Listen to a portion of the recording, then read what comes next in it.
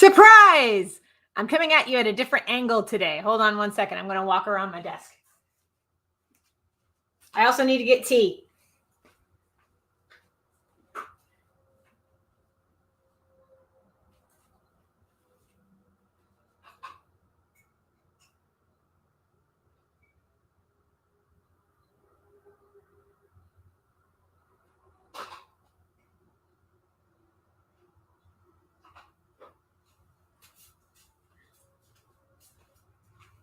Today's tea selection is decaffeinated vanilla almond. Need something that will tide over my poor throat while I talk a lot today. Today's session may not have as much background music as last week, but that's okay. Hello, I'm Kelci. I make comics, and that includes zines. Today, I'm going to be trimming some zines so that I can get them ready and shipped off to Quimby's in Chicago. They sold a bunch of my stuff, and they need some restocks, so I'm getting some restocks ready. Today is going to be just trimming and folding zines for a little bit until we're caught up. And that's about it. Super simple, super easy. Let's roll up our sleeves to get started. I know this is unusual for the streams that I usually hold. It's been a hot minute since I ran a zine making live stream, but I figured it would be a nice change of pace. Also, I can clue you in on how space went in Columbus, because Space, or Small Press and Alternative Comics Expo, was this past weekend. We ran it after having the last couple of years on hiatus because of everything. Although this past weekend was definitely interesting because Ben, if you're in the comments section, you could probably attest to this more than me. But Ben and I shared a table at the venue this past weekend. And Ben came to some realizations that I had come to way back in like 2017. And I'm amazed that it... I say this with all of the love in my heart, my dude. Like, you're a great comics collaborator. It takes you a long time to realize things.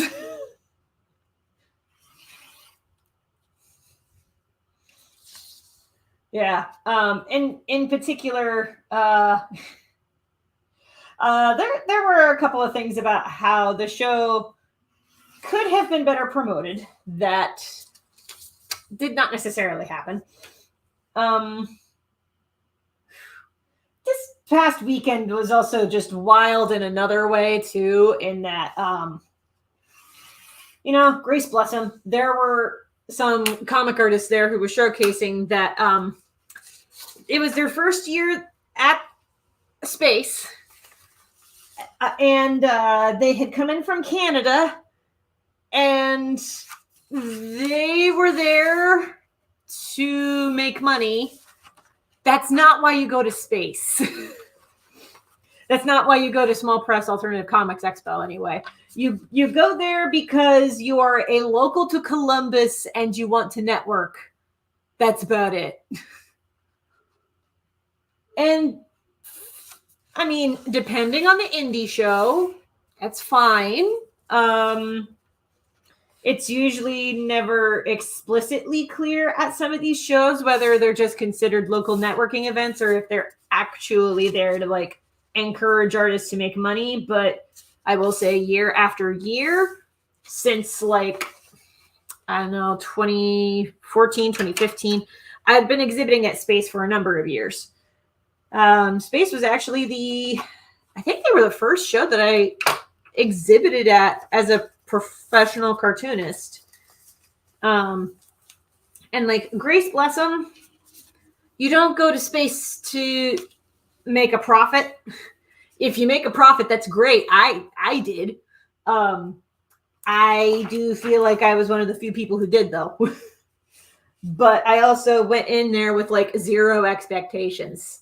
So that helps a lot too.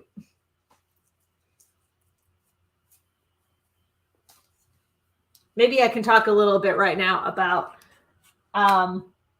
expectations at a Comic-Con or at a alternative comics expo. And I was about to say something, and then my neighbor's dog started yapping, so I'm going to wait a second. My neighbor who lives in the apartment behind me has a very, very talkative Pomeranian. And by very talkative, I mean if it sees anybody that is not my neighbor or my neighbor's family, it yips at everybody. Which, you know, is fine. Kind of expect that out of Pomeranians. And then there's an airplane that flies overhead, because of course there is.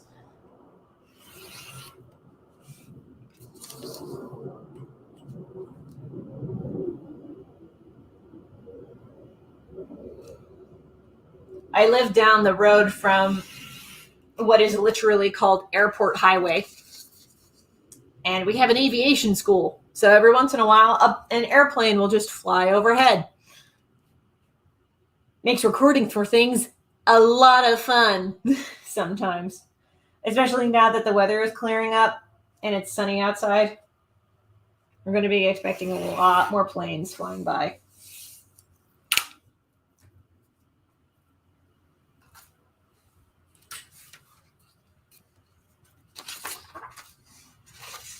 Anyway, back to space and about, you know, comic convention expectations as a seller. I mostly bring this up because I am aware that a lot of folks who are watching this either live or on the replay aspire to sell their work at a comic convention. Maybe not so much now because of everything, but, you know, whenever things settle down enough that vending at a convention is feasible, that may be something that you want to keep in mind in the future. So, expectations. Here's the thing about going to conventions.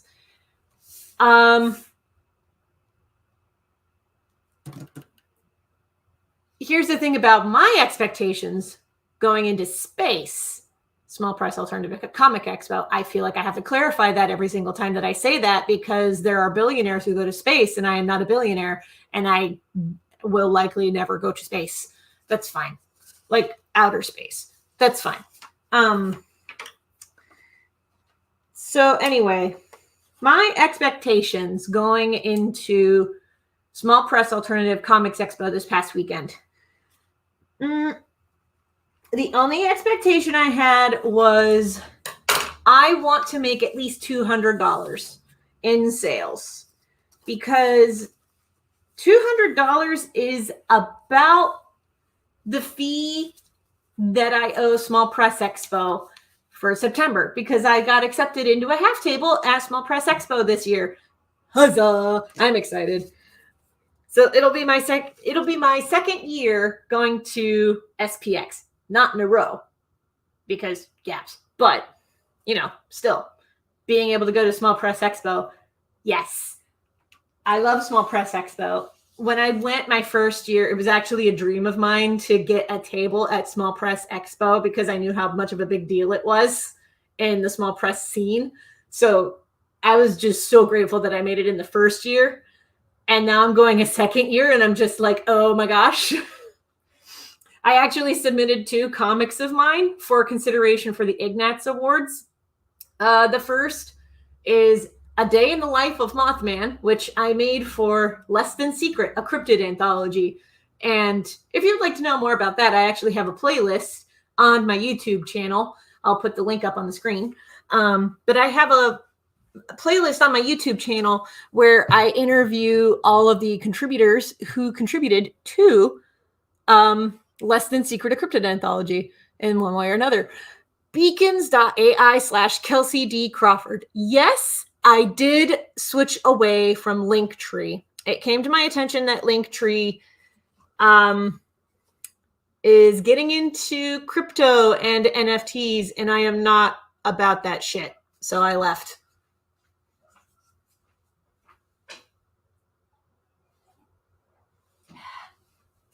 I had to move my water back because I did have my water like right here, but there are papers right here and some electronics. And I was already feeling my elbow bumping against the glass. And I'm like, oh, that's a disaster waiting to happen. I'm going to move it. Right. I was talking expectations at comic conventions.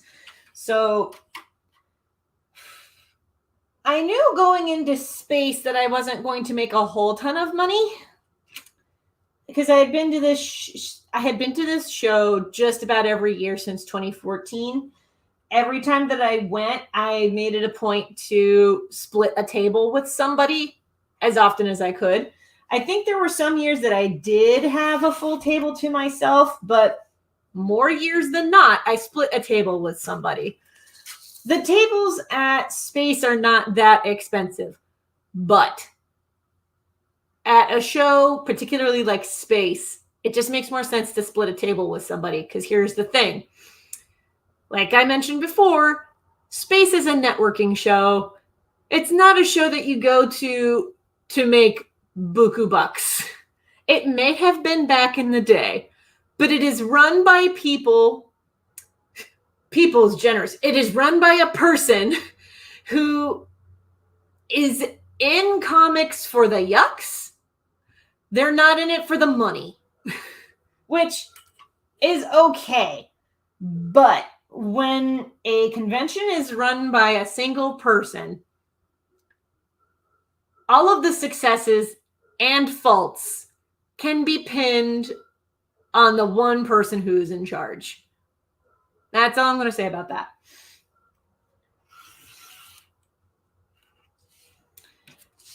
So going into Space, I was like, I'm not going to make like $400 or $500 in 2 days. That's just wildly inaccurate. That said, wild thing happening. I did showcase at a comic shop local to me on Free Comic Book Day, which was the first Saturday of May. I made $500 in 1 day in sales, which is wild because I gave away all of my mini comics for free. So, and the only space that I had left was for my books. So I sold like $500 worth of books, which is just wild to me. But at the same time, like, I don't know of very many other comic artists who are based in the Toledo area. I say this with love. Still, though, it was the single best Free Comic Book Day event that I had ever done. And the weekend before that, I did a one-day event at Rathacon down in Athens. It wasn't the weekend right before Free Comic Book Day, but it was like the last event that I had done was Rathacon. And then there were a few weeks where I didn't do conventions, and then there was Free Comic Book Day, a weekend break, Space. And there's going to be a weekend break again. And then I will be appearing. My next show is June 4th and 5th at Three Rivers Comic Con in downtown Pittsburgh, Pennsylvania. If you're in the area, I would love to see you there. That's going to be my next show. Back to Space.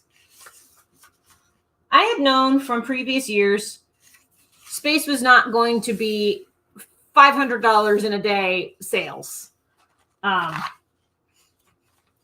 Though good luck telling that to some of the hard hustlers that were at the show. Oh, good Lord, they tried. Oh, good Lord, they tried. There were some that even admitted to me that even though they were like hardball selling, they still weren't making back the cost of like a hotel and table and gas to get there. Which, again, at a show like Space that is operated by one dude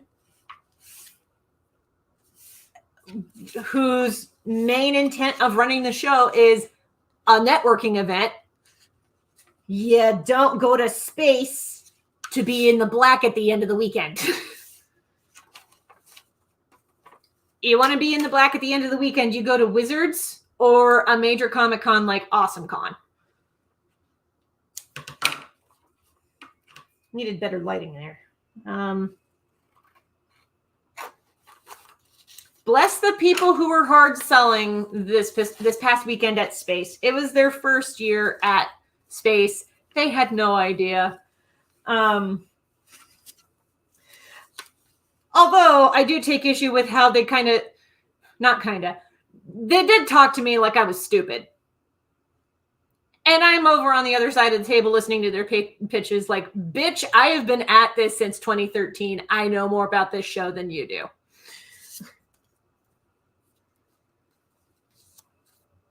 They learned the hard way, is all I'm going to say.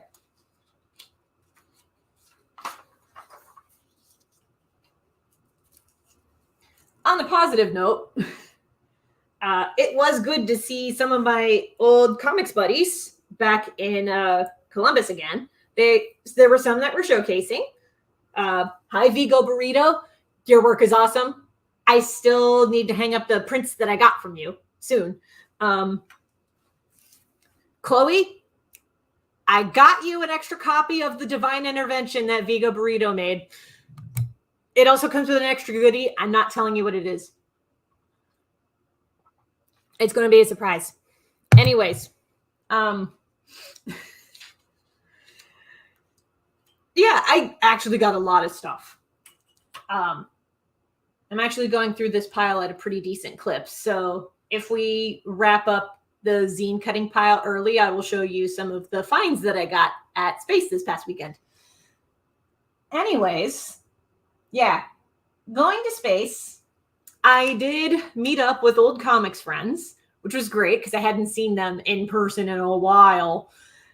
And I also got to make some new comics friends, including finding out about CX3, which is Columbus specific. So there's a lot of things on their Discord server that they announced that are not necessarily relevant to me because I'm based in Toledo. But I'm glad that it's a resource that exists for Columbus area cartoonists. But I got to meet the person who was in charge of that Discord server. So hi, Sydney. I hope you're watching this either live or on the replay. Also, it was good to see Jack and JM, Jack Wallace and I want to say JM Hunter. God, I hope I got your last name right, even though I see it all the time on Discord on another server that we're a part of. But Jack and JM are actually working with Ben and myself and Rainer and a bunch of other artists on a new comics anthology that I am serving as editor for. So that's wild. I did talk a little bit at a panel at Space about the responsibilities of a comics editor a little bit.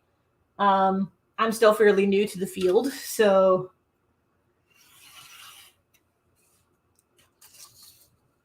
my insights are not going to be as polished as, say, how to sell and make money at comic conventions. I have a lot more expertise in that, but still, I had enough insights that there were people who were like, oh, so that's what a comics editor does. Because there were people who had no idea what a comics editor does. And I'll just say this now. I know I'm going on tangents all over the place. Bear with me. But a comics editor's job is to work with the artist to not only make the written words better, but to make the art better. And by that I mean making the pages overall look as good as they can. A lot of this too, as far as my experience working as a comics editor, is also based on working with my buddy JD, because JD was the comics editor for Less Than Secret, and he helped me polish up A Day in the Life of Mothman. Just going to throw this out there to the divine, whoever might be listening. If A Day in the Life of Mothman does win an Ignatz Award, I do need to thank JD. Like, absolutely need to include him in the credits because he did help polish up that story a lot. And how JD did that was he listened to the pitch for the story. He would give insight if needed about like, hey, you want to incorporate this into your story, but maybe this plot point's a little bit weak. How about we try that instead? He didn't necessarily do that with my story, but I know he did that with several other people's stories. What I wanted to work with him on, though, was there was one page in A Day in the Life of Mothman that was just absolutely stumping me. And I was like, how do I do this page? I need to know. Like, I am imagining one thing and I just can't get this layout to work. What should I do? I can't get this layout to work. And that was when JD, being the outside pair of Bites, being a comics editor, was like, well, try this shot instead. Try this shot and make it a splash page. And I'm like, that's so genius. I'm mad I didn't think of it first. That's kind of the comics editor's job, is to like make a suggestion to you that makes you a little mad you didn't think of it first, and then immediately make you want to put it into the story.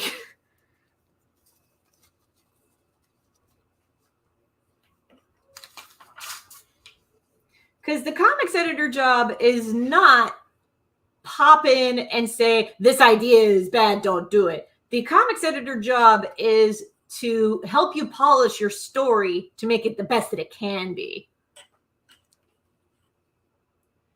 And I hope I'm doing that with folks on this comics anthology that I'm serving as editor for.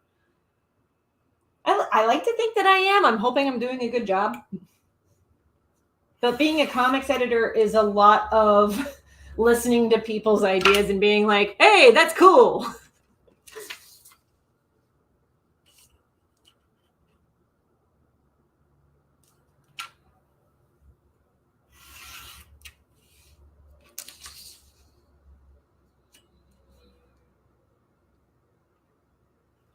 Yeah, I got to talk a little bit about being a comics editor at a panel that Ben was hosting, because Ben was talking about how to put together a comics anthology.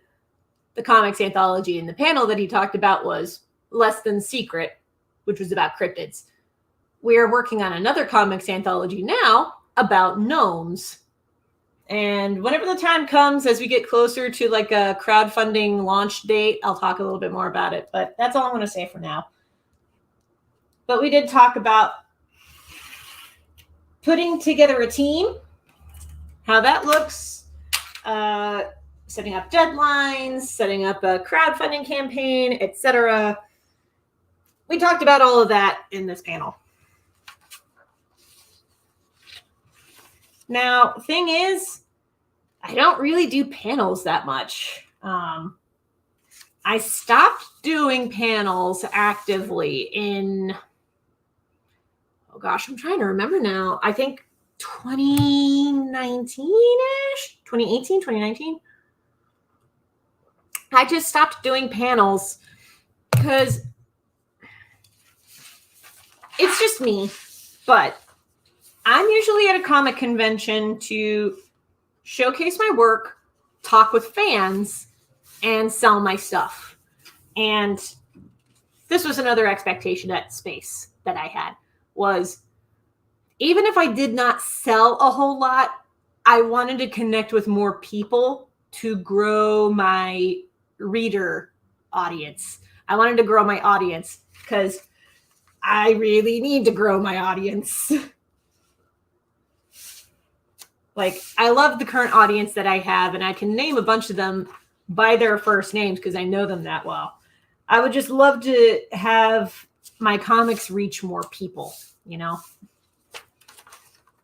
So at Space, I went in hoping that I would meet more people who would want to read my stuff, even if it's just webcomics, like the free webcomics. Speaking of, I'm going to see about getting some comics up on Webtoon soonish. I'm going to say soonish because I don't have any enforced deadlines on that. Unless you give me a firm deadline on something, I tend to put it on the back burner. Okay, so as far as zines we have gotten done, we have Sleepy Time for Meep. It's kind of hard to tell because it's kind of blurry, but we got Sleepy Time for Meep. We have Mr. Dino and the Saber-Toothed Kitten. And I'll do zoom-ins on these. And like 3 issues of Mr. Dino and Friends. I also had to pull out a Thoughtful Dinosaur from my convention box. Quimby's needed an extra of these, so I'm going to send that to them. I forgot to ask you, Ben, for extra copies of Less Than Secret. It just completely slipped my mind the day that I had packed up my stuff to head back home. I meant to grab like a handful of copies of Less Than Secret from you so that I could send them to Quimby's, and then I just flat out forgot. I do see that there's comments. I'm going to catch up on those. What's your opinion on Tapas as a place to host comics and stories? I actually don't read a whole bunch of comics on Tapas, so I can't say for sure. Sorry, I'm ducking because there's this like phone mount that I have over here. I hardly use this thing. I should see about rehoming this thing. Having said that,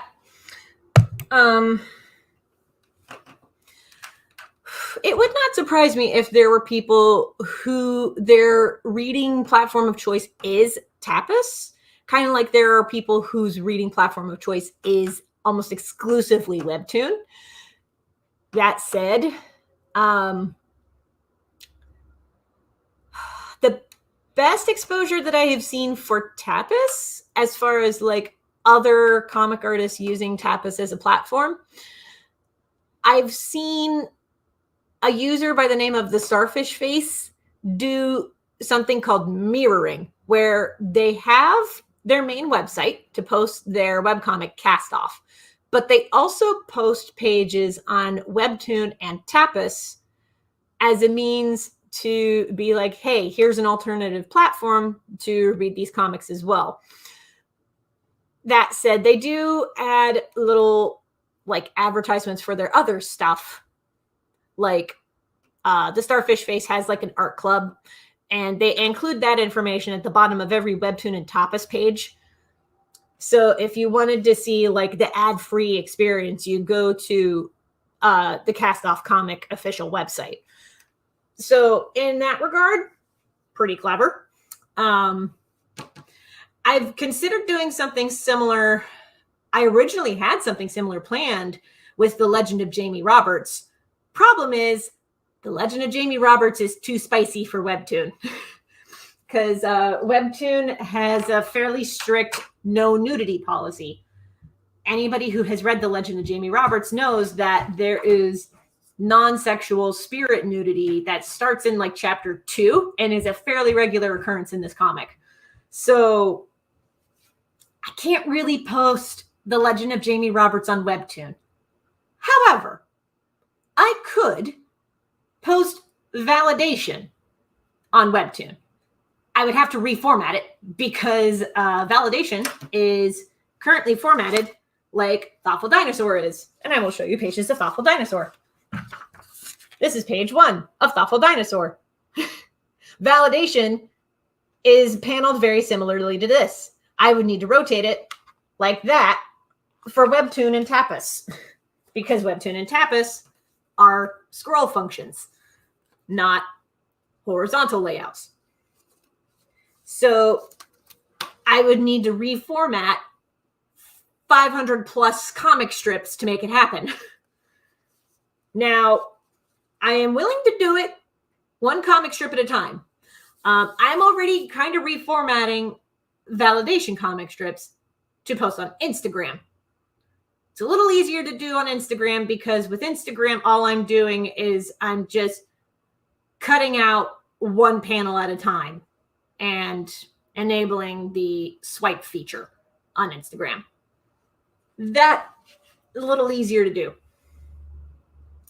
I have some comics for New Punk Signal set up for Webtoon and Tapas, actually. I do want to go in and add a little bit of pull a little starfish face and add a little bit of extra advertising at the bottom of the strip to be like, hey, do you like what you read? Get it ad-free over at Ko-fi, sort of a thing.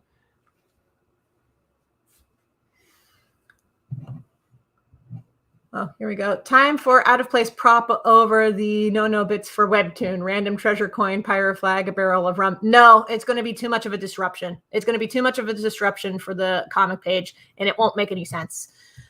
Maybe a swirl, but I am a one-person operation, and I am lazy.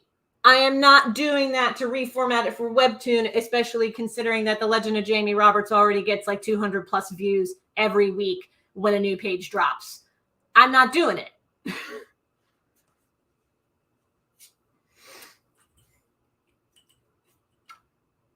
If I was going to post anything on Webtoon and Tapas, it's going to be things that I don't have to do a bunch of censorship cartwheels for.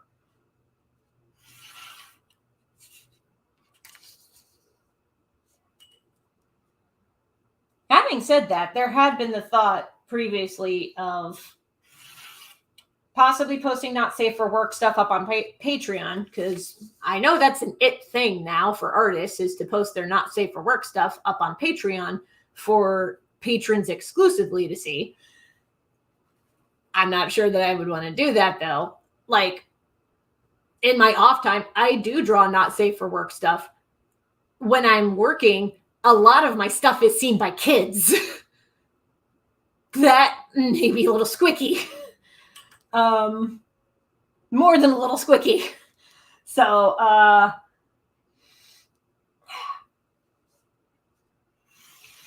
there is a script that I am working on for a not safe for work comic involving mermaids that when the final art is done, I think I'm going to put the PDF up on itch.io with a not safe for work logo on it. I don't think I would post it for sale on my main Ko-fi page because it is a not safe for work story. That's kind of the fuzzy thing about dealing with not safe for work stuff, considering the kind of look and aesthetic that I have built up for the last couple of years. I hate to say brand, because even though I consider myself okay at marketing, and I consider myself good at that sort of thing, and not to toot my own horn, but when I had taken some marketing classes in my undergrad, the professor low-key said that mine was the best presentation among the best presentations that people had created. So to toot my own horn, I like to think I'm pretty good at it. I hate branding as a term because there's something about saying something like, oh, you need to update your brand. You need to think about your brand. You need to blah, blah, blah, blah, blah brand. That's just, it sounds like it's something straight out of a boardroom, not something that's put into everyday use. Like content.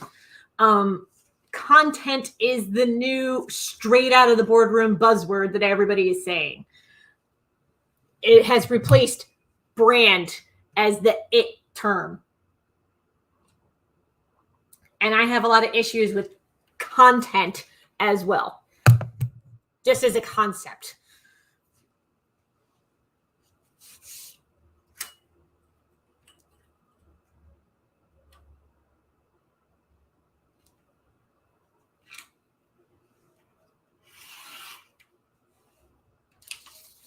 I'll put it like this.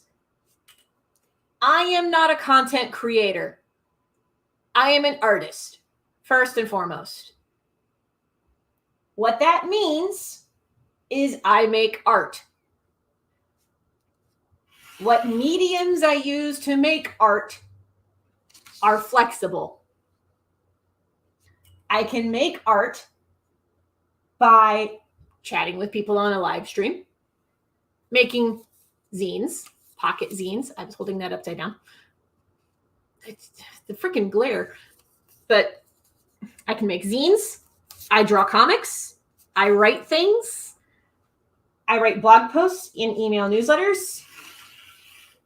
I make comic strips and comic books. But I am an artist, first and foremost. I am not a content creator.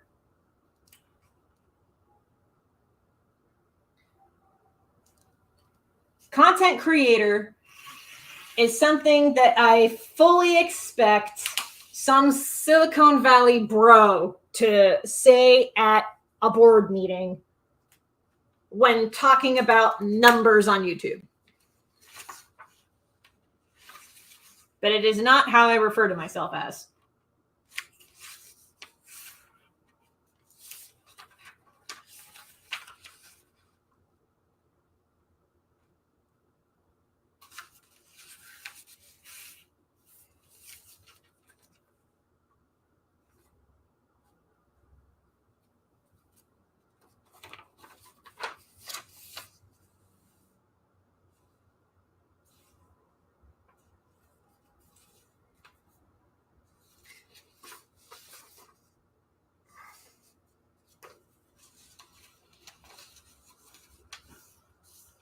I was trying to remember how I had this zine folded up. It has been a hot minute since I had to put together Lazy Diana. Lazy Diana was a zine that I had available in my online store for a little while, but I'll be honest, I'm making my zines and mini comics consignment exclusives. They take up too much space for me to be comfortable with taking them to conventions. Also, I'm retiring the spinner rack. I've decided I had a spinner rack as part of my table setup for years. Like, I'm pretty sure that I acquired this thing in like 2015, 2016, and it had been part of my table setup for years. It's now time that I retire it. A good chunk of why? I want to do more shows outside of my immediate region. And my immediate region right now is Ohio, Michigan, Indiana, Pennsylvania, and West Virginia, if you push for it. I used to be Ohio, West Virginia, Pennsylvania exclusively because of where I was in Ohio. Now I'm not so much. I'm in a different part of Ohio, so now my reach is Ohio, Michigan, and Indiana. Illinois, if I can do it. I would love to do more shows in Illinois.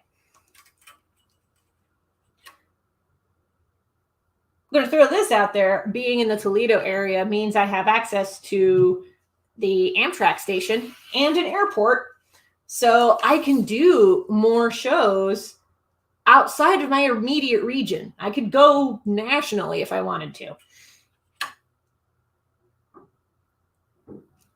To do that, though, I need to simplify my table setup. And the spinner rack, as iconic as it is, I can't justify taking that on a plane or a train with me. I need to be able to have my convention gear fit within one suitcase, realistically. Also, if I can fence it, trains over planes. I do not mind flying. I don't want to pay extra for airline baggage with an increased risk of having my airline baggage disappear.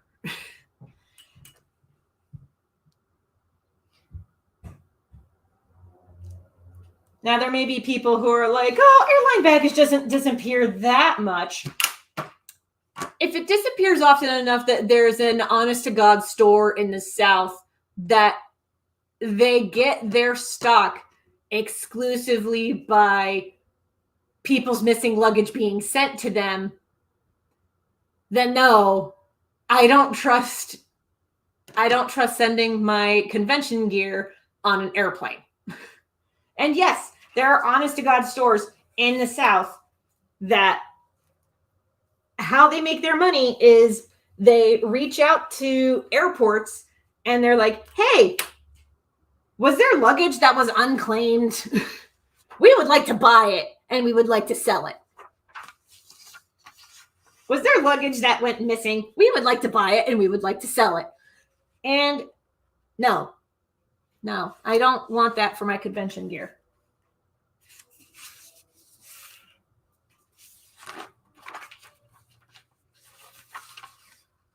At least on a train, as slow as trains are, at least trains will let you take 2 checked luggage bags and 2 carry-ons. Pretty much free, which is nice.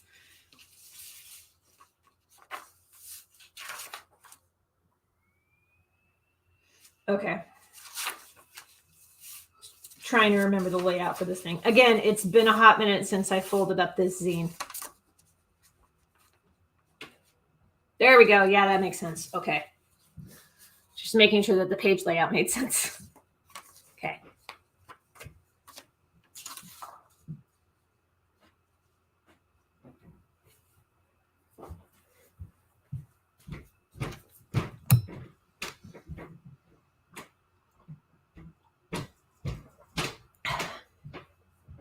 Anyway, yeah.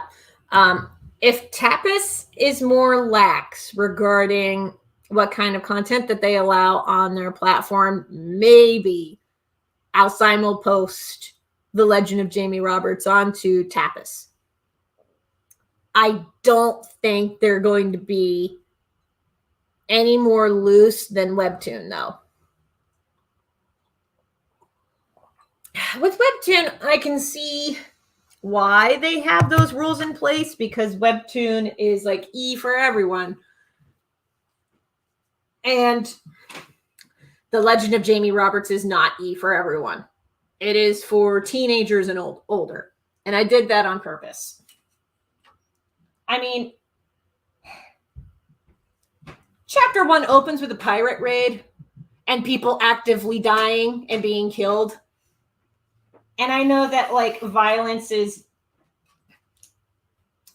in American society, as Puritan as it is, you can have somebody being shown getting their dick bitten off by wild animals, but you cannot show them getting consensual fellatio.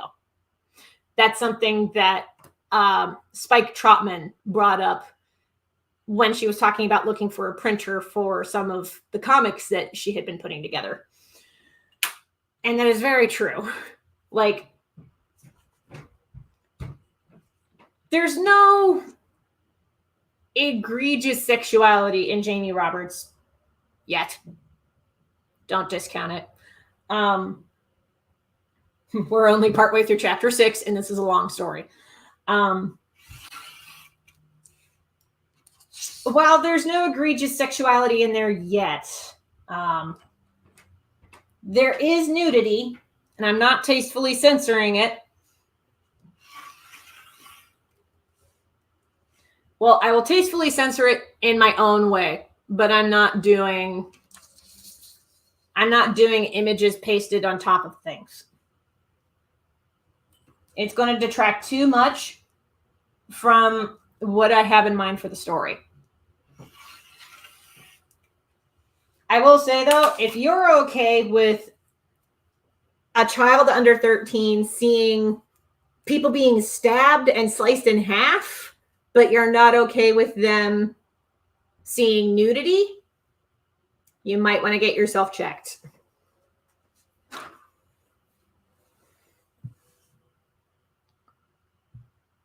If it makes you feel any better, as someone who's flown since the age of the age of 1. Neither I nor anyone I've known has ever lost any luggage, but still can't beat the number you can take on a train. Absolutely, you cannot beat the amount of luggage that you can take on a train for free. I will say too, for anybody who is nervous about getting onto planes, like my older sister is, I do recommend trains, because that is now my older sister's preferred method of getting anywhere outside of her home state. She hates flying. She loves trains. And you know what? That's legit. Also, given the number of horror stories that I keep hearing about people, grown-ass men throwing hissy fits about masking on airplanes, but I hear very little about that on trains, I'll go on a train. I already deal with overgrown man children. I've already dealt with them for years, having worked at Sheetz. I'm not going to deal with them on a plane in my spare time. Like, I dealt with them when I was being paid, but you're not paying me to sit in a plane.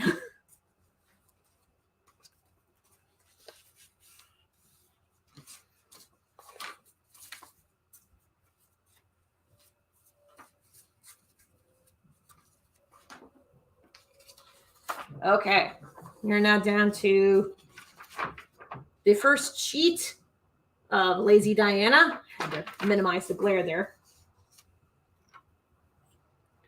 Lazy Diana is the last zine that I got to trim for sending off to Quimby's. I was talking about space before we went on this tangent. All in all, space was pretty successful for me. Hold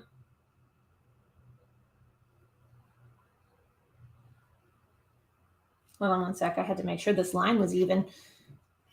It did not want to be even.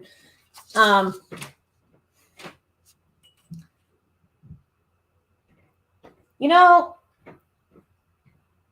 previously I had been hesitant to talk about numbers, like exact numbers at conventions. I think I'm going to start changing that in an effort to be more transparent. Now, with that transparency, there's also the added layer of transparency of your numbers and mine will not match. Don't expect them to match. If they do, and it's a wildly successful show for me, great. Otherwise, don't worry about it. I will admit that was one reason why I didn't want to share my numbers in the past, was because I didn't want people to hear my numbers and think, oh, I'm doing something wrong. What am I doing wrong? Like, you could be doing everything right, but the audience, you cannot account for an audience taste. Like,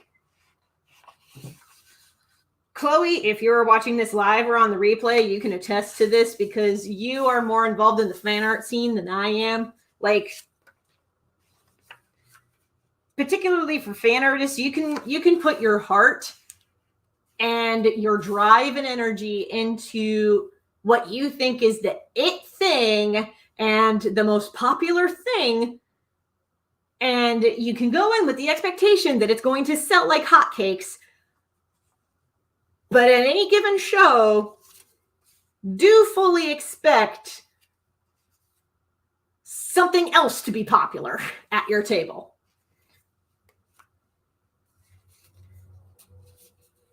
I've had it happen where when I did carry mini comics and zines regularly on my tables, I had thought that my mini comics and zines would be my biggest sellers because they were the cheapest item on my table.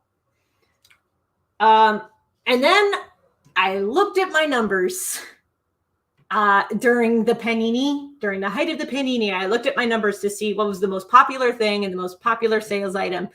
My most popular sales item, which surprised me the most, were my sketchbooks, like Witches, a sketchbook, Gods and Spirits, a sketchbook. Those two are my most popular, particularly Witches. I think Witches is my most popular book, period, which is saying something. I did not expect that. I will say I was inspired to look at my numbers after seeing C. Spike Trotman on Twitter be like, I had to look at my numbers, and what I thought was the most popular thing was not the most popular thing. And when I did the same thing, that was true too. What I thought would be the most popular thing was not. It wasn't even in the top 10. Like, that blew my mind.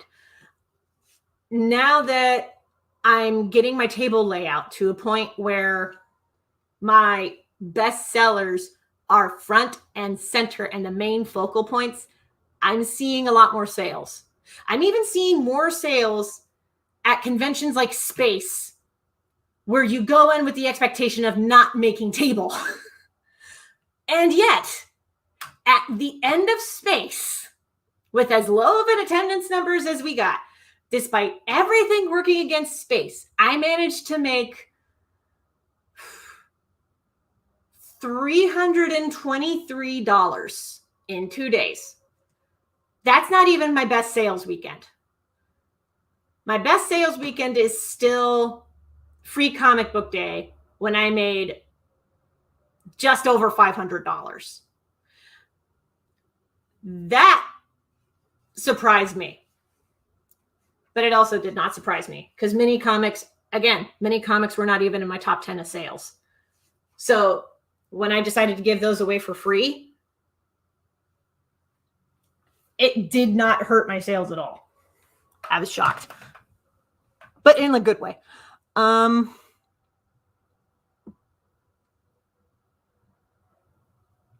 First, congrats on the success. Thank you. You'll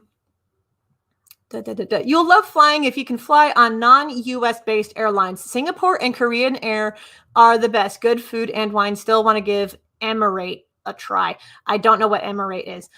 One of these days I will fly outside of the country, but I'm not at that point yet. In order to fly outside of the country, I have to update my driver's license to be compliant, like international compliant. It is not international compliant right now. In order to be international compliant, I have to go into the DMV, or in Ohio, the BMV, and I have to bring in my birth certificate. First of all, that's fucking stupid. Second of all, my birth certificate is in Texas. Third of all, this is stupid. I know why this rule is in place. Fuck you, Republicans.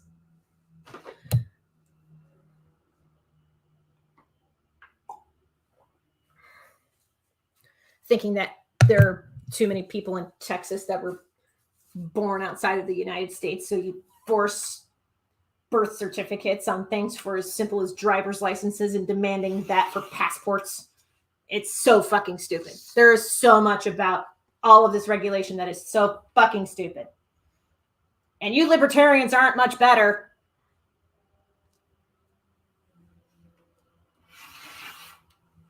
Yeah, we're getting political for a hot second.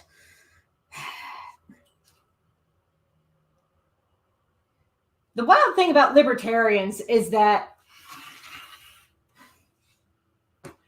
I don't know how many of you know about the story of Grafton, Rhode Island. If you don't know the story of Grafton, Rhode Island, I can go into it a little bit. Somebody had made a TikTok explaining this far better than me. However, I do need to talk about Grafton, Rhode Island so that you can understand how phenomenally stupid libertarians are. So, what happened was, and you need to understand that libertarians, regardless of whether they consider themselves right-leaning or left-leaning, have this notion that government should not be involved in anything. Having said that, there was one point, and I don't remember what decade this happened, but it was fairly recently. It was like within the last 30 years or so. There were a bunch of libertarians who decided that they wanted to annex Rhode Island for themselves and start a new nation. Obviously, it failed, but they got Grafton. When they got Grafton, they decided to take over City Hall, and they said, all local laws are now no longer in effect. You are now free to do as you please. And then what happened was, because there were no local laws in effect and there was no law enforcement to affect it, roads started to fall apart. Trash was being left out for nobody to collect, and people were just stealing things. Now, because of all of the garbage that was left on these absolutely terrible roads, that attracted bears. And everybody in Grafton, Rhode Island, including the libertarians who had seized that town, got chased out of their town by bears. That is how dumb libertarians are.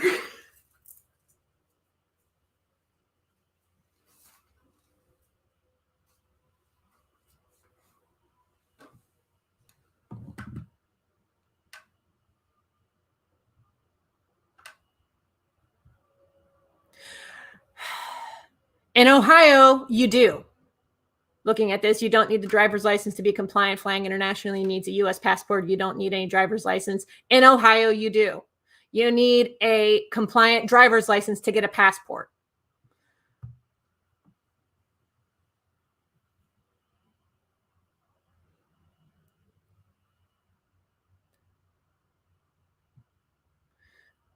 When I was told at the BMV was that if I wanted to fly internationally, I needed to have a compliant driver's license. So I appreciate you trying to clarify it in the comments, but what the officials told me at the BMV was that I needed to update my driver's license to be federally compliant in order to fly internationally. I can fly domestically, but not internationally.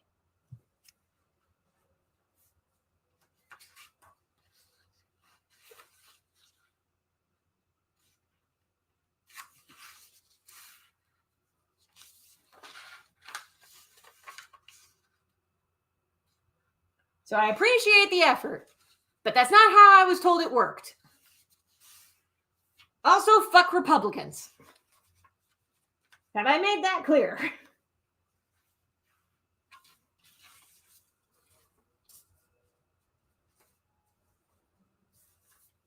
Okay. With these, I do need to get my long arm stapler, so I will be right back. Hold on, I'm going to update the banner. Boop. Okay, I'll be right back. I got to get my long arm stapler. One sec.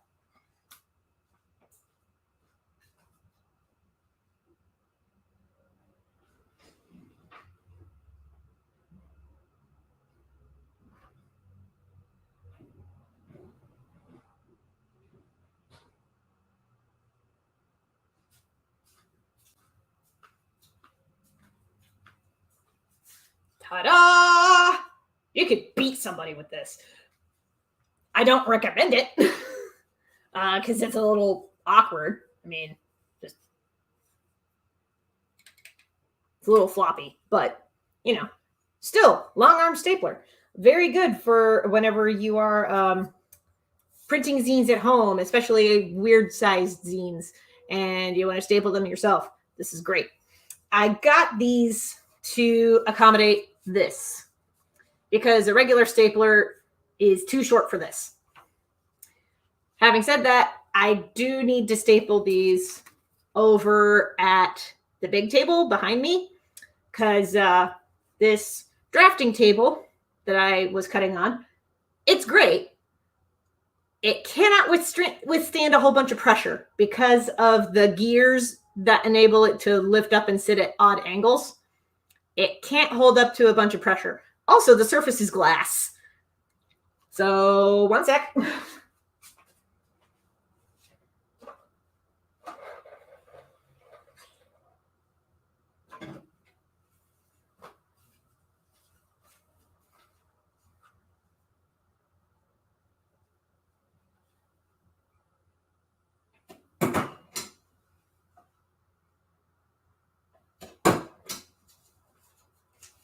Here's one.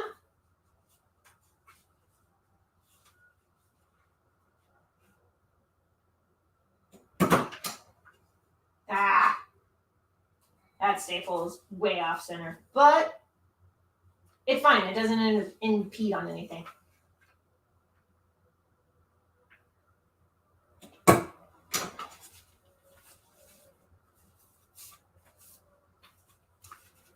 And with that, the zines are put together. Hold on. Lazy Diana, number 1. This is copy 1. And copy 2. Heck yeah. So we got that all done. This is the one with the kind of off-center staple. I don't think you can see because of the glare, but it's there.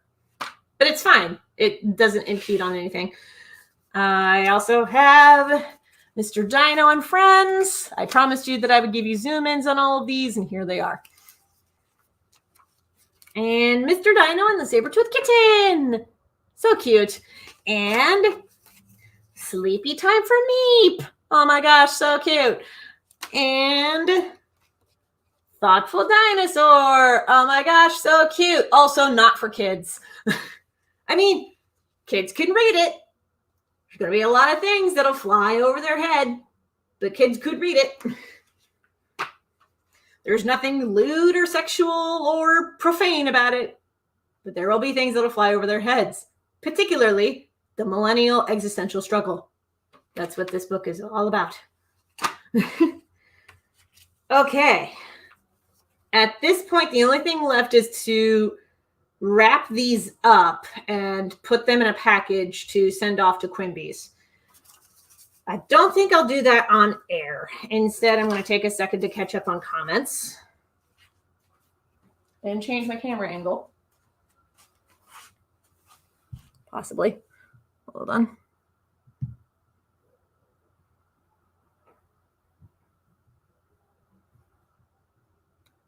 Alrighty. Here, I'm going to change that. There we go. We're going to give beacons.ai a try for like a month. The thing about beacons is that it is a fee.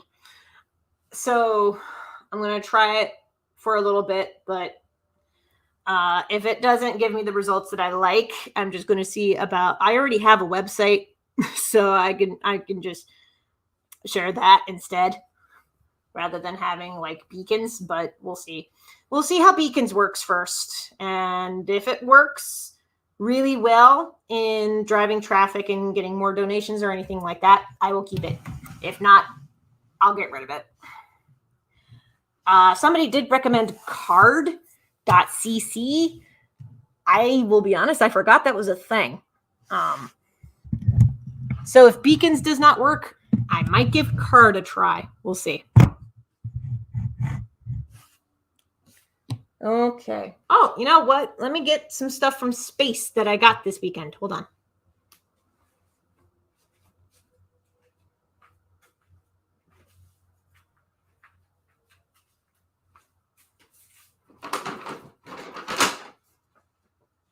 Okay, here we go. I got a bunch of stuff, including this little octopus friend. Look at him. He's so friend-shaped. I love him. He's so plush. I got this from my table neighbor, Canada Keck. She does autobio comics and crochets octopi. She was, in fact, crocheting octopi the entire space show when she wasn't pitching to people or talking with table neighbors. I got that, and I also got, where'd it go? There's also a smaller octopus filled with catnip. That's a cat toy. I traded some comics to get that, which, by the way, for folks who do not know, events like Small Press Alternative Comics Expo are the show to go to if you want to trade your books with other creatives. So, like, I did end up trading a bunch of my stuff to get this pile, as well as the stuff that is in this paper bag here. There's a lot. There is a lot to unpack. In fact, I had the thought of bringing back little vlogs, because I used to do vlogs years ago talking about zines and indie comics that I would get at conventions and things, and talking about those comics. So I might bring that back again with a few caveats, but yeah, I'll show you some of the highlight ones. So this one is Soul Searching by Jade Lejeck. And one of the fun things about this one is for one, there's a pocket, and in this pocket, each organ is a mini comic. I had it backwards. Is a mini comic. There are comics in this thing. Each organ is a comic. So that was the intestines. Hold on. Come on, get up. There we go. Okay. This is the brain, and the brain has its own comic. It's dope as heck, right? And the heart. There's also a heart. I had to pull it out of the pocket. The heart is also a comic. Like, look at this. This is dope as heck. Look. Comics. And on the back is like details of the organs. That's so neat. Each of these is labeled like this is experiment 45 because they made 100 copies of this, and this is number 45. They numbered them as they sold them, and they signed it for me. Thank you very much, Jade. And even the inside. The inside is also a comic. Comics everywhere. It's comics all the way down. All right, I'm going to put this back in the pockets here. And we'll put that in upside down. Try to make it fit. There we go. Yeah. It's just see-through pocket. It's just so neat. This was the person across the floor from me. Kristen Ousley. They also had delightful themed stickers. This was actually the winner of a Mice grant. Mice is the Massachusetts Indie Creator or Indie Comics Expo. And they give out little mini grants so that folks can get their mini comics to print. This was one of those grant winners. So really excited to get that.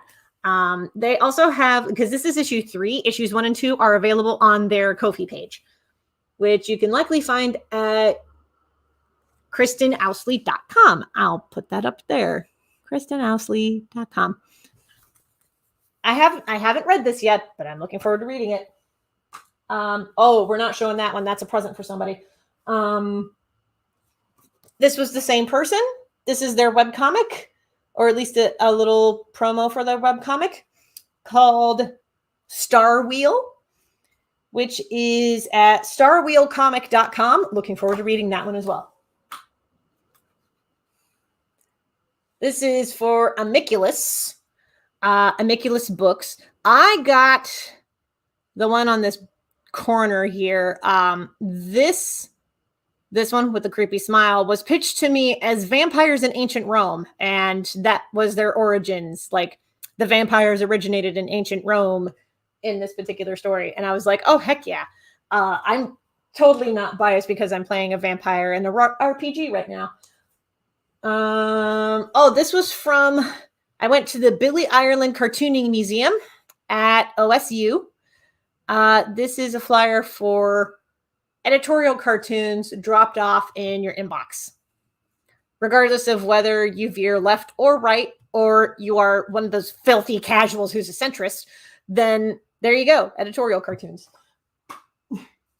Bookmark from the Billy Ireland. This guy, all the way at the end, was drawn by Milton Caniff. They had a bunch of stuff for Milton Caniff at this museum. Like, they even had some awards that he had won, like, just on display on the shelf. There were signs that were like, don't touch the awards, but still, that was dope. That was dope as heck. Let's see. I can name some of these people. This one, drawn by Will Eisner. This one, drawn by Jeff Smith. I already pointed out Milton Caniff over here. The other ones are... Oh, hey! This guy at the end, drawn by Billy Ireland, the guy that the museum is named after. I just want to make sure I read that right. This is Richard Otcult. Because unfortunately, comics has a very racist history. There was a comic literally called The Yellow Kid. There's a lot to unpack. I mean, right now the Billy Ireland Museum actually has a exhibit on display right now called Still Racism in America, and it is a showcase of... I have their names written down. Oh, here's a flyer. It has art from Brumsick Brandon Jr. and Barbara Brandon Croft. This was the flyer from the event.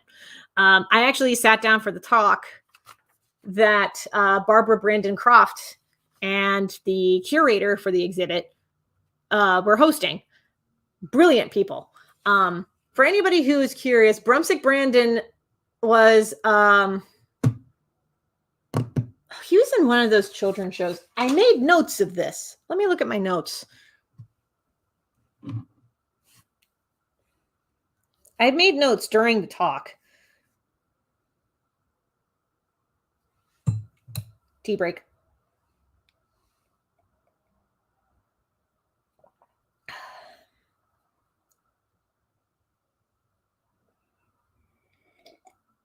A fun fact, this guy had a correspondence with Langston Hughes.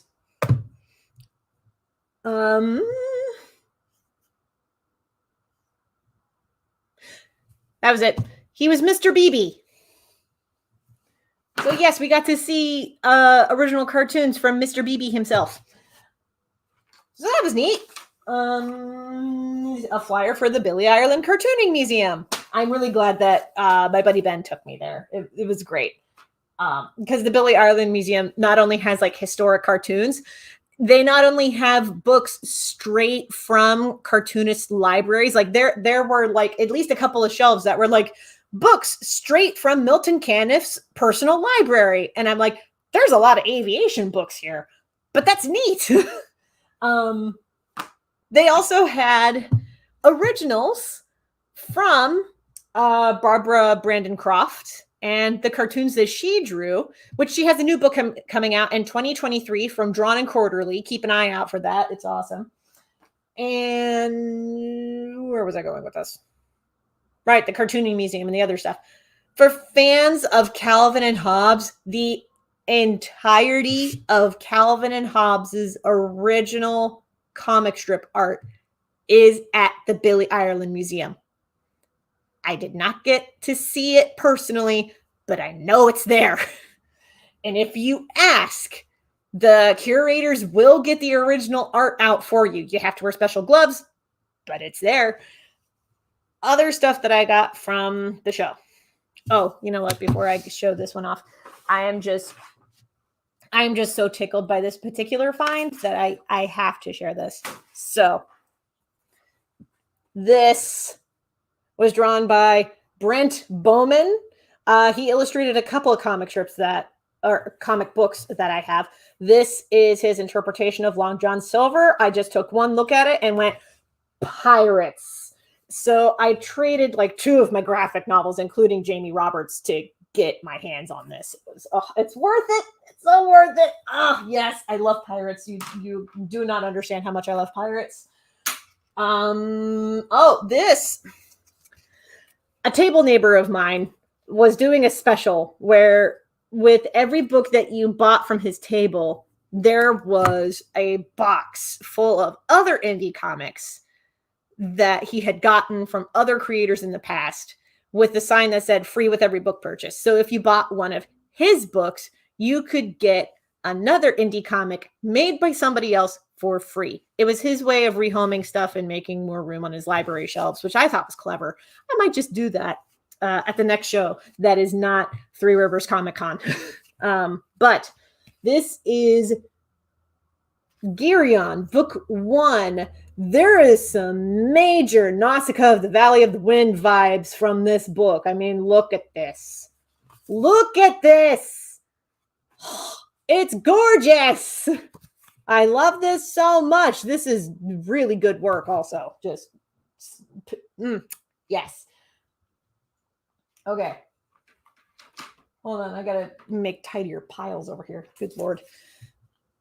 Long John Silver, you're going to sit up here against the DVDs for a hot second.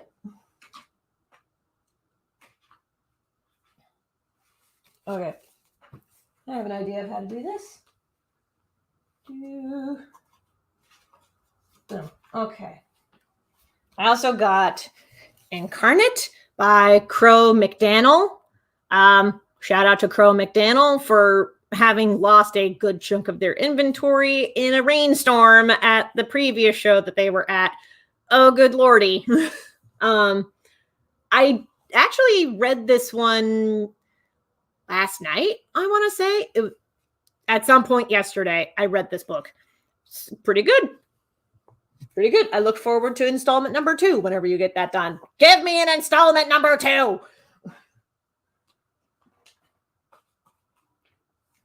This was the guide for space, which includes a map. Comics! Cheese! Because Comics does a different theme every year. This year it was cheese. My buddy Ben has a comic in here all about mice running a heist to get cheese. Here's a couple of pages. There are so many cheese puns in this frickin' story. Good Lord.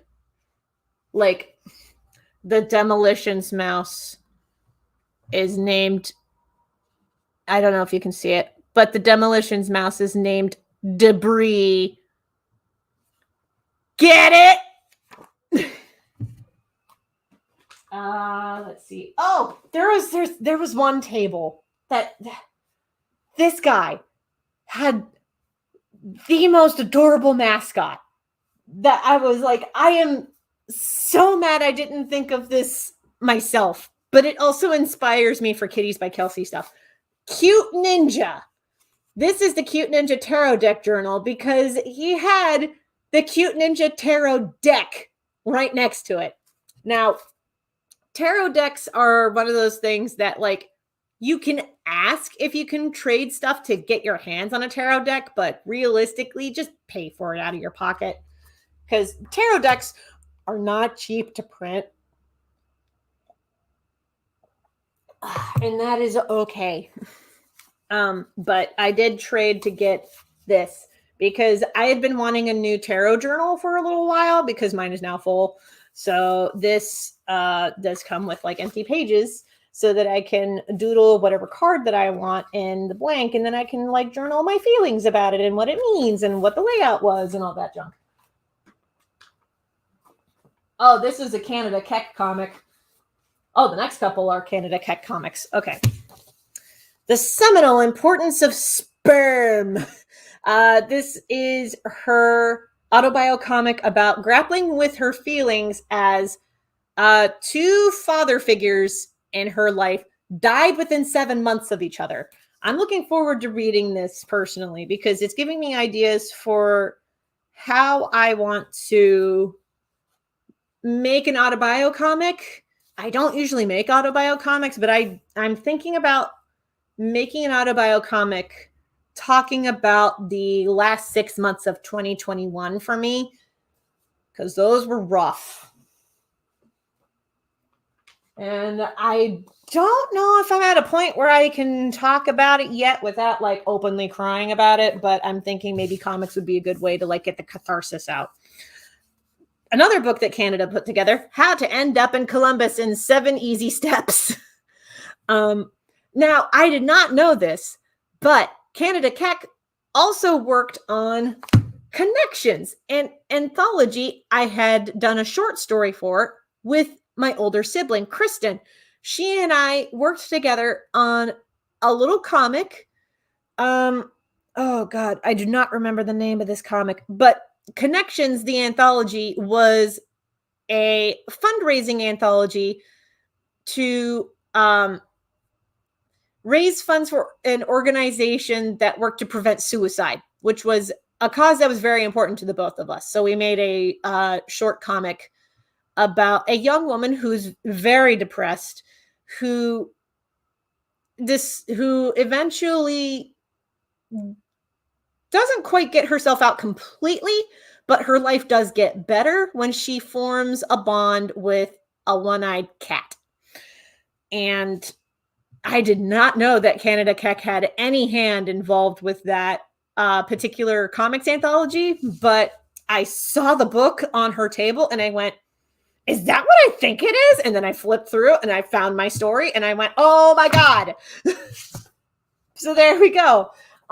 She and I will be working on another comics project together. She's bringing back something called Comics versus Art, where you look at a traditionally fine art piece and you render it in comic art.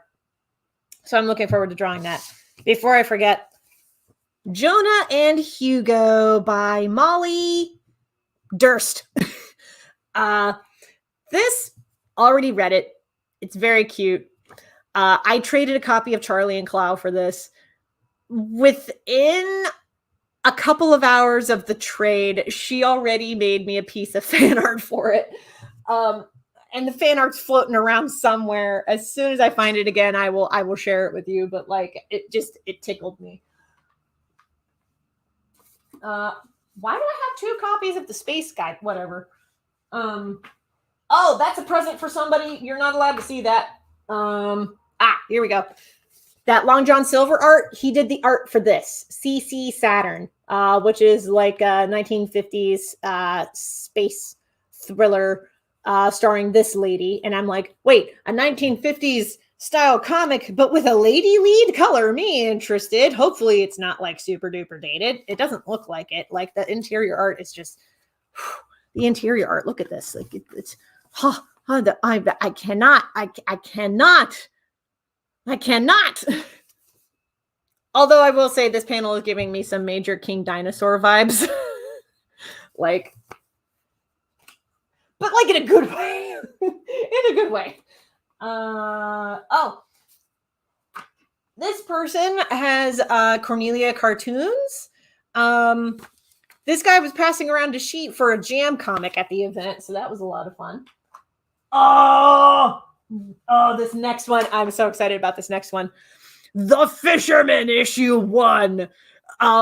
If you have ever seen Samson versus the Vampire Women, this is giving me major Samson versus the Vampire Women vibes, but with pirates.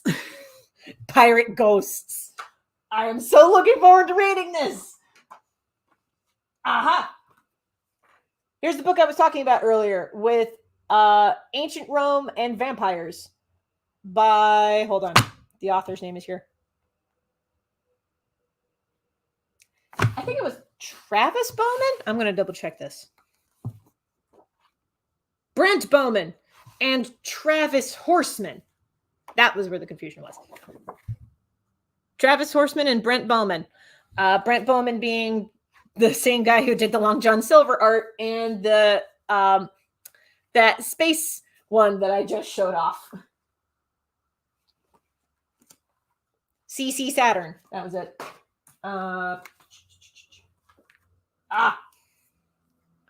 The Neverland by Caleb Thusat.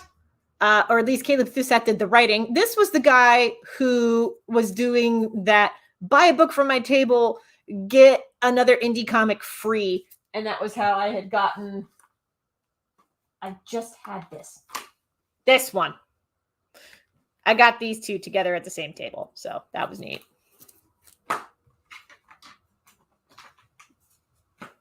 And,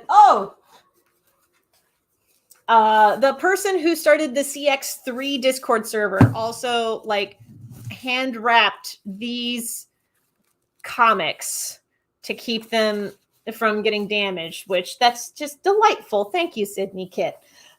This is You Are Not Alone.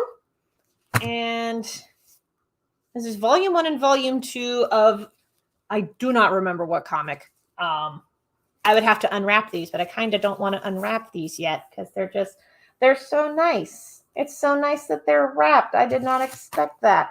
But these are like good positivity comics about like mental health. And one of them has a short story about a cat who is deaf, who learns ASL. And it's cute. I even got a sticker of this cat doing the sign for I love you. It's adorable. Oh, and this is the Columbus Scribbler. This is a newspaper local to Columbus, Ohio for local cartoonists to submit their stuff to. And there's an advertisement for CXC on the back. Not CX3, CXC. This is Cartoon Crossroads Columbus. This is kind of a big deal. This was hosted by Jeff Smith, the creator of Bone. CXC is. The Columbus Scribbler. Jack Wallace has a hand in this. I don't remember to what extent. Featuring the questions with Steve Hamaker. Steve Hamaker did the colors for the color editions of Bone by Jeff Smith. He also does his own comics. Okay, hold on. Let me look at the credits for this and see who does what. Oh, Brian Canini has stuff. Brian Canini, if you're watching this, I wanted to get stuff at your table, but I got your business card. I will be keeping an eye on your stuff because I really wanted a copy of Devil's Milk. Devil's Milk looked really good. Aha! There he is, Jack Wallace. He's on the bottom. He's all the way to the viewers' right, I want to say. He's the one closest to the... what's the word? The spine. It's a newspaper, so there's not really a spine, but it's the closest to the fold. But he's there. Brian Canini's there. Steve Steiner? That one's a new name to me. No, I recognize a lot of these names. So that's really cool. Also, Sydney Kitt, you got some stuff published in the Columbus Scribbler. Congratulations.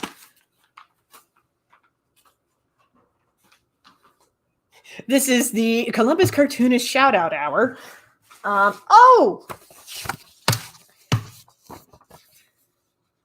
Youngstown Indie Creators Expo, happening Saturday, September 16th at All American Comic and Card in Youngstown, Ohio. I am giving this a shout out now because I will not personally be there. Bree was scratching on the walls. Hold on one second. I'm talking to the cameras. You want to say hi? No, she wants to hide in her cave. Hold on. I don't know if you can see, but there's under the lamp, there's a little like cave. Look at, there she is. There you are. You wanted to be on camera, huh, baby? Mm-hmm. Want my lap? No, she's too antsy. Hold on. Kitty.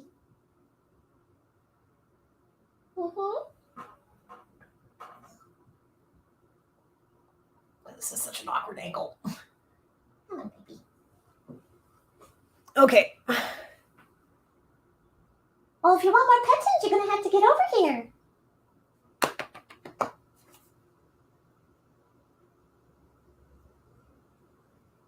She likes to pace around my chair like a little shark.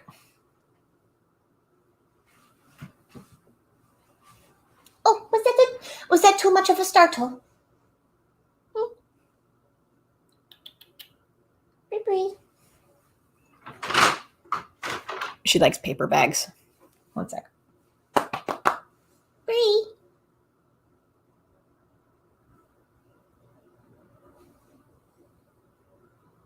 Sometimes if I hold my hands up like this over my lap, this entices her enough. Oh, and thus it begins. She is now beginning to pace around my chair like a shark. Come on. Come on. There we go. Yeah. There we go. I got a little baby. I got a little baby.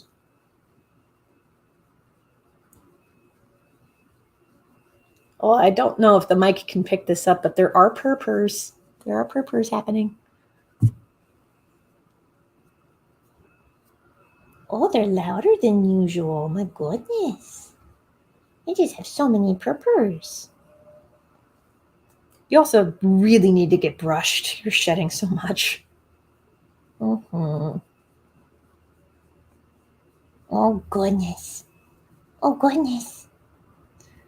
We take a pause in the Columbus Cartoonist Shout-Out Hour to give scritchins to the cat. Oh. Oh. Hold on. We're going to turn off that banner so that you can get full view of this cat. Oh. Oh, yeah. Oh, yeah. I show this off for anybody who wants to pet cats long distance but is unable to because of allergies or whatever else. I know there are some places where you want to have a pet but your apartment does not allow it. Here is your Pet the Virtual Cat Hour. Oh, goodness.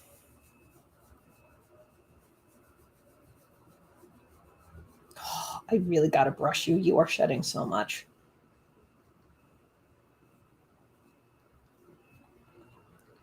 She likes to have her little face rubbed. You're also getting kind of weepy-eyed. You're getting allergies. I hope you're not allergic to people. I don't think she is. She just gets allergies whenever the season warms up. Mm-hmm. You would never guess that she was 16 years old, and yet she is. And she's still kicking. I'm going to take a second to catch up on comments.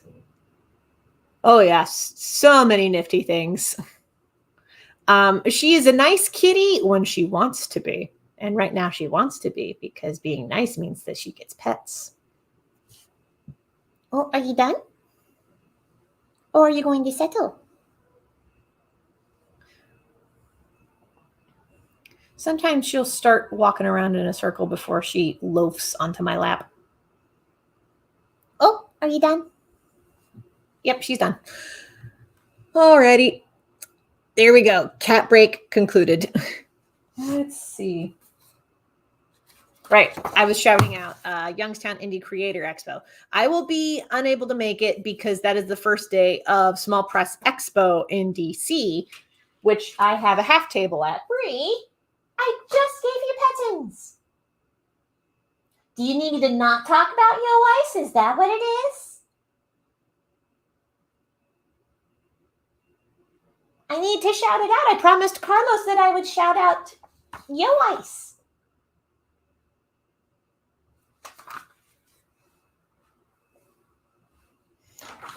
You want to look at the kitty sticker? There's a kitty sticker.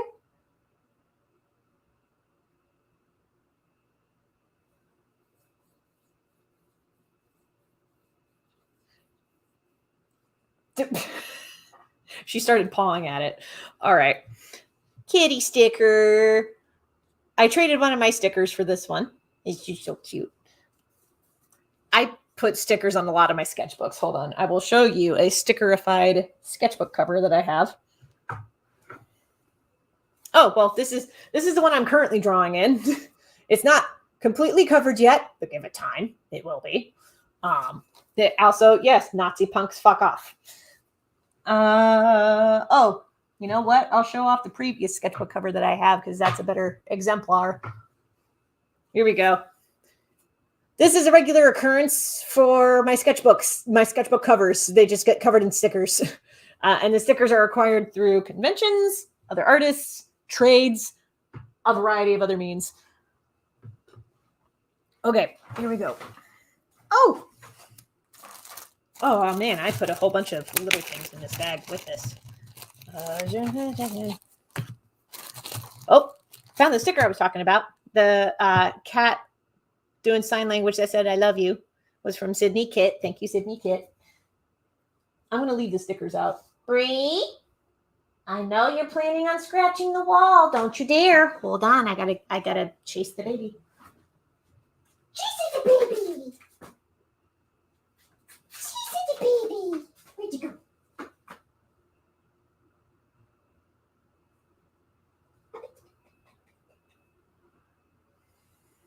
It's okay. I need to get my water anyway. I forgot that I left my water over at the big table. So went ahead and grabbed it. Okay.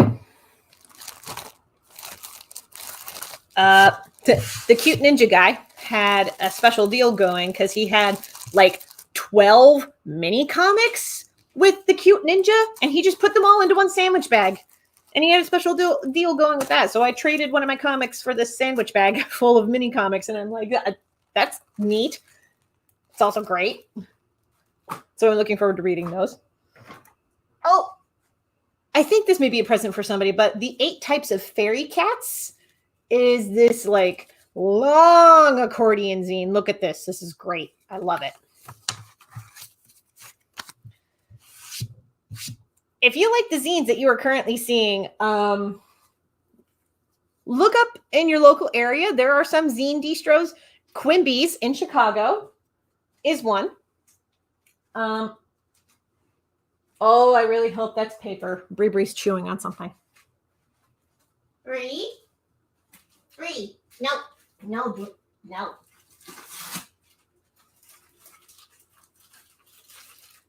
It was tape. Hold on.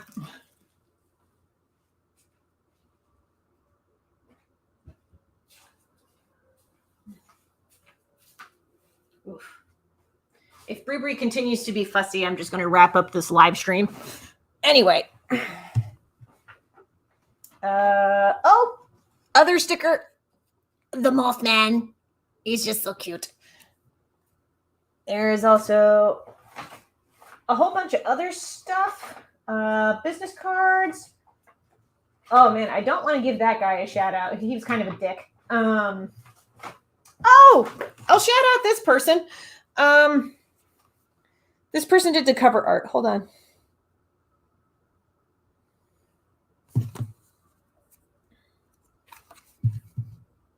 Victoria, that was her name.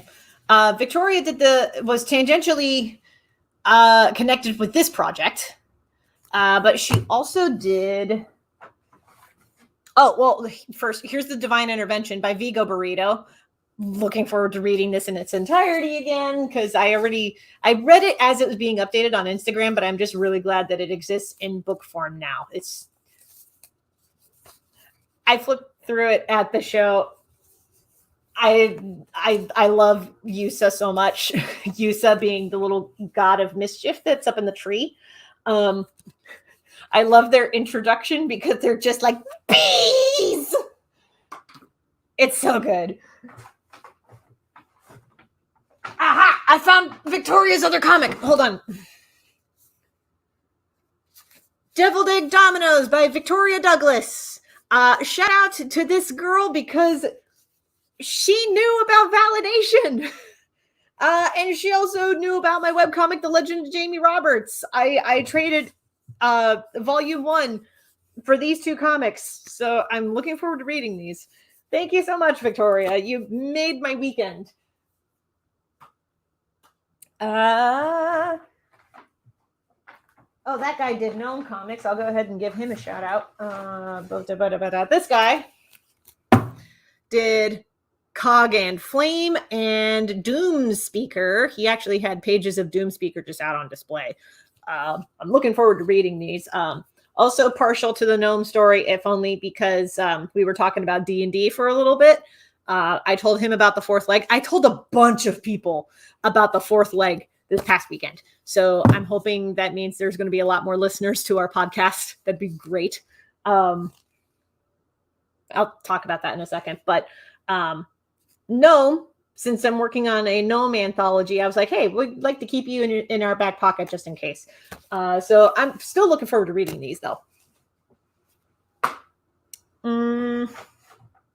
Oh, that again, not shouting at that guy because he was kind of a dick.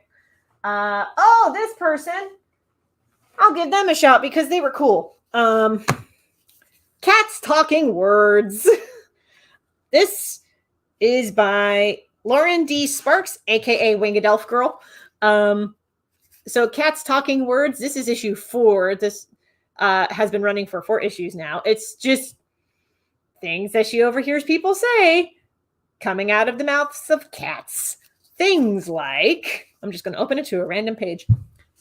Every rule I'm giving you, I made up because I saw someone not do it. As soon as you do it, it's not a problem anymore. Another random page. Look, I made a map. It goes through the forest. Cool. What's after the forest? The swamp. What's after the swamp? The shark forest. A lot of this is stuff that she overhears like adults saying, but also kids, because she works a lot with kids. Which is what this zine is. This is "You smell like pancakes," which is just the wacky things that the children have said to her at one of her day jobs. I don't remember which one. Yeah, a collection of things which have happened, remembered, and drawn by Lauren Sparks. By the way, I thought that what was along the top here was washi tape. It's paper. It's neat.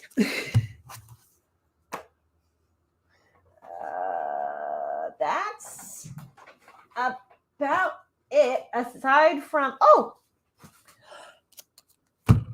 I found him. I've wondered where he had gone. I am so glad that I found him. He is going to go on my upper shelf with my other minis. Look at this baby Mothman. Look at this baby Mothman. He's so precious. I love him. He's so tiny. He's gonna go up here with my other minis.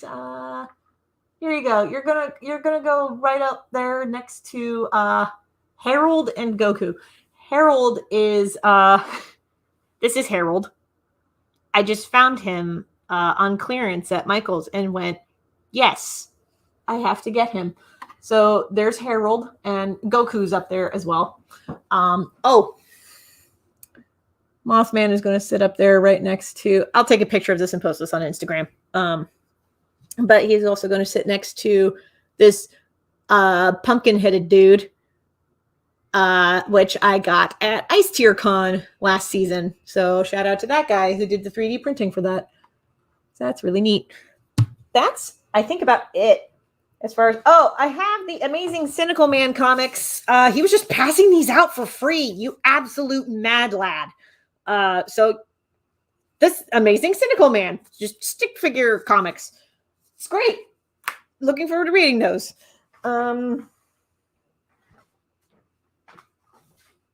There's a bunch of business cards. And, almost forgot about this.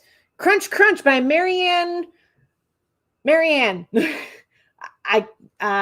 Rose Papke. But Marianne. But there we go. This was one of my other table neighbors right on the opposite side of Canada Keck. Sorry I didn't get a chance to stop at your table, but thank you for this. I look forward to reading it. You were also just dapperly dressed. Holy banana pants. This is a flyer for a call for artists and crafters. I'm going to see if I can get a table spot at this event. The Historical Society is running a arts and crafts fair Saturday, June 25th from 10 to 3 at Hilliard, Ohio. There's going to be caricature artists there and food trucks, apparently. But I'm going to see if I can get a table there to showcase my stuff, because I think that'd be cool. It's also not that far away. I say, even though it's like 2+ hours. A 2+ hour drive for me. Everything else is all business cards. So we're just going to wrap it up there for now. I have to double check the schedule because I may or may not be able to live stream on Saturday. I do know no live stream June 4th because I will be at Three Rivers Comic Con that weekend. At the very least, there will be another live stream on Tuesday. But will there be a live stream on Saturday? Stay tuned on my social media stuff. All the links for that will be currently at beacons.ai/ I did not do that right. / Kelci D. Crawford. There we go. I did it properly. If you liked what you saw, feel free to leave a tip at ko-fi.com/ Kelci D. Crawford. I was going to say, just you can buy me a donut. That's how I phrase it on Ko-fi. Buy me a donut at ko-fi.com / Kelci D. Crawford. New page of The Legend of Jamie Roberts will drop tomorrow. New pages drop every Wednesday. They do drop a day early for my Ko-fi Comics Club members. To join the Ko-fi Comics Club, the link is on the screen. ko-fi.com / Kelci D. Crawford. To just read the comic for free, check it out at thelegendofjamieroberts.com. It is about a pirate and their two best friends treasure hunting in a land full of dragons. Talking about the Ko-fi Comics Club, I am now posting a Ko-fi Comics Club exclusive to members called New Punk Signal. And that is already updating, like issue 1. Comic strip number 1 is available for members of my Ko-fi Comics Club to read. If you would like to join, just give any amount per month on Ko-fi, and that gets you access to this. If you only give a one-time tip, you get access to my sketchbook pages. You don't necessarily get access to like early access comics or New Punk Signal, but that's still there. I'm still available for commissions. More info is going to be in the YouTube doobly-doo. It's also going to be at beacons.ai / Kelci D. Crawford. I have a special rate going for if you would like me to draw mermaids. All right. Well, thank you for joining Arch of Winter, aka Gary. Thank you for watching this live or on the replay. Again, if you would like to stay tuned on when the next live stream is going to happen, the link is on the screen. I'll be announcing it on Instagram, Patreon, Ko-fi, possibly TikTok. I'm going to see about updating TikTok more consistently. Hold me to it. Because yes, I am on TikTok. I hope to post on there more consistently. That's all I've got for now. I'm going to get more water and rest and draw more comics. Before I forget, for folks who backed Roxy and pre-ordered a copy of Roxy on Ko-fi, there is a new update for you. You can check that out at ko-fi.com / Kelci D. Crawford. You can also join my email newsletter for staying up to date on when my convention appearances are. All of that is going to be on the link on the screen. And also linked in the doobly-doo if you're watching this on YouTube. Or on my blog, because this plays on my blog as well. That's all I've got for now. One last thing. Almost forgot, because I talked about this a minute ago. The Fourth Leg. It's a podcast that I co-host, giving new GMs a leg to stand on. If you would like to listen to new episodes of that, go to your podcast listening platform of choice and look up The Fourth Leg. And that's the fourth, that's F as in Frank, OURTH. It's not the number 4, it's fourth spelled out. I'm going to make sure that that link is on my beacons.ai page. I'm going to make sure that it's on there. That's all I've got for now. For real this time. Thank you all so much for watching. I'll catch you in the next live stream. You are awesome.